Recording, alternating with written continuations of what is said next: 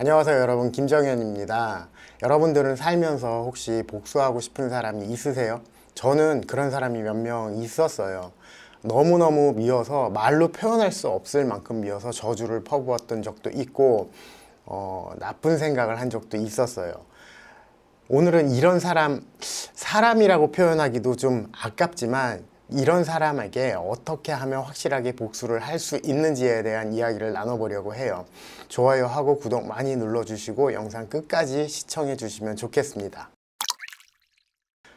제가 살아온 삶의 기간하고 상관없이 저는 배신도 당해보고 억울한 일도 당해봤고 사기도 당해보고 뒤통수도 맞아봤어요.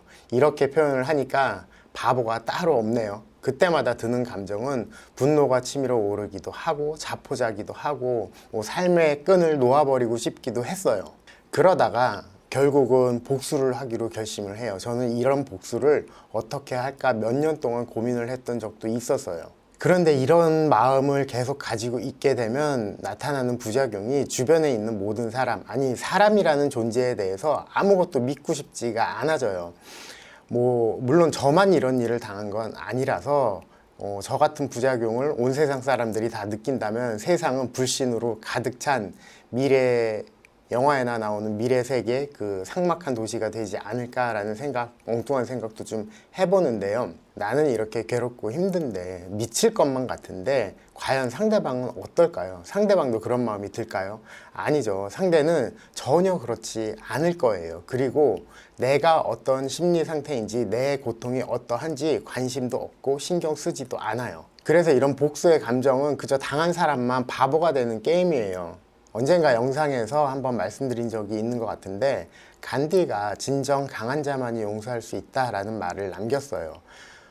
진정으로 용서하고 나면 복수의 감정이 사라지겠지만 저는 평범한 사람이라서 이 감정이 그렇게 쉽게 사라지지 않더라고요. 혹시 드라마 아스달 연대기를 보셨는지 모르겠지만 이 아스달 연대기에서 장동건이 하는 대사 중에 힘이 없으면 용서할 수밖에 없다. 이 자리에 오르기까지 나는 살면서 수많은 용서를 했다는 표현이 나와요.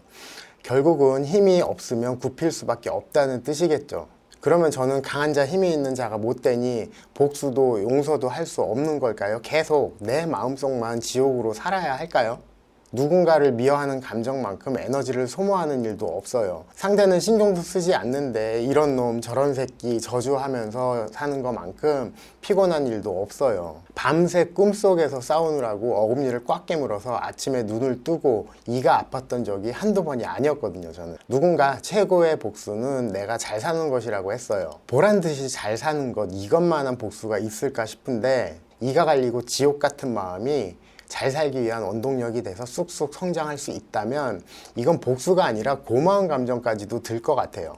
잘 산다는 건 강한 자가 되는 거고 힘이 있는 자가 되는 거예요. 그때가 되면 내가 용서도 할 수 있고 복수도 할 수 있는 게 되겠죠. 복수하겠다는 마음이 내가 성장하는 데 원동력이 되지 못한다면 계속 당하는 삶을 살 수밖에 없어요. 누군가에게 뒤통수를 맞고 화가 나고 억울해서 미치겠다 싶은 분이 있으시다면 그 마음을 자양분 삼아서 이갈며 내 인생 잘 살아보는 건 어떨까요? 그래서 오늘의 결론은 최고로 잘 사는 내가 되어 반드시 복수하자입니다.